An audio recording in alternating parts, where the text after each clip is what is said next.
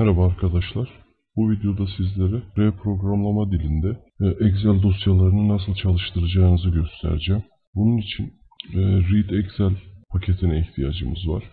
Bunu indireceğiz. İndirmek için Install Packages Read Excel yazıyoruz. Bu şekilde. Yükleme yansısını size en yakın olan şehri seçin. Hızlı olması için. Yükledi. Şimdi bu paketi çağıracağız. Library. Çalışma alanımızı belirleyeceğiz. Çalışma alanımız belirlendi. Kontrol edelim doğru mu? Evet. Daha sonra şu şekilde dosyamızı okutuyoruz. Okuduk. Bakalım. Bu şekilde arkadaşlar. Artık Excel dosyanız çalışmaya hazır. İstediğiniz gibi çalışabilirsiniz. Bu videoda anlatacaklarım bu kadar. İçeriği beğendiyseniz videoyu beğenmeyi, kanala abone olmayı ve bildirim zilini açmayı unutmayın. Bir sonraki videoda görüşmek üzere. Hoşça kalın.